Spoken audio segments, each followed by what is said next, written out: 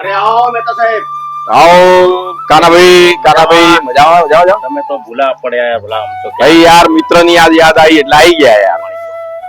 પાણી પીએ છે. શું બીજું બાળ બચ્ચા બધા મજામાં છે. મજામાં એકદમ. કરે બેબી શું કરે એમ કહો. આવો બધા કુશળ મંગળ છે.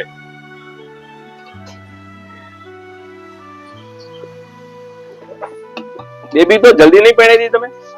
ના ના ભલા માણસો હવે બાળકો ક્યારે મોટા થઈ ગયા એમાં બીબી તો ખાસ બીબીઓને એવું હોય કે તુલસીનો ક્યારો કહેવાય ક્યારે વધી જાય ખબર 100%. અને સમય અંતર એમનું જે પ્રમાણે લગ્નની વિધિ તો આપણે કરવી પડે સમાજની રીતે લગ્ન કરી નાખ્યા અને બીબી શાસ્ત્રીય વળાઈ દીધી પણ અમે મેં તો એવું છે ને કે સારું મજૂરી કરતા કરતા જીવન નીકળી ગયું ખબર ના પડી 100%. બાળકો મોટા થઈ ગયા અને મોટા થઈ ગયા પછી એમને પરણી દીધા હવે નિવૃત્તિના જીવનમાં સમય છે તારે દીકરીઓ નથી 100%. અફસોસ દેખાય યાર તમારા મોઢા ઉપર એવું લાગે છે કે દીકરીને ના રમાડવાનો અફસોસ તમને હોય જો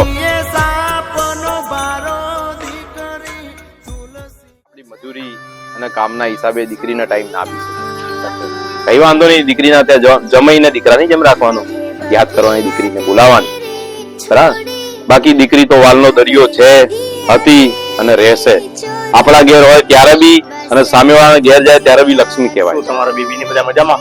હા મારી બીબી મજામાં મારે ભગવાનની મહેરબાની હજી 7 વર્ષની અને એટલે આપણે તમામ મા બાપને મહેતાભાઈ વિનંતી કરીએ કે સમય અનુસાર આ જિંદગીમાં મજૂરી ને ધક્કા દુખી ને બધું તો આયા કરવાનું છે પણ જયારે તમે સમય મળે ત્યારે દીકરીનો ખાસ વાલ કરો કે દીકરી પંખીનો માળો કહેવાય ક્યારે ઉડી જાય એ ખબર ના પડે દીકરી આપણે તમામને તમારા દ્વારા મારા દ્વારા એક સંદેશો આપણે પહોંચાડીએ કે દીકરી તમારો આ મેસેજ આપીશ જે અફસોસ તમને છે જે વસવસો તમારા દિલમાં છે એ અમારા દિલમાં આવતારો આ જો ભગવાન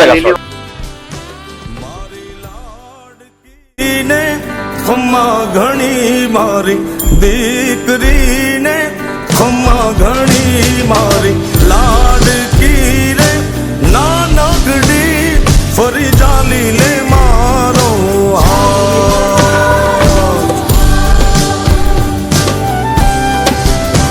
મારી લાડકી રે એ મીઠુડી અમે જોશું તારી વાત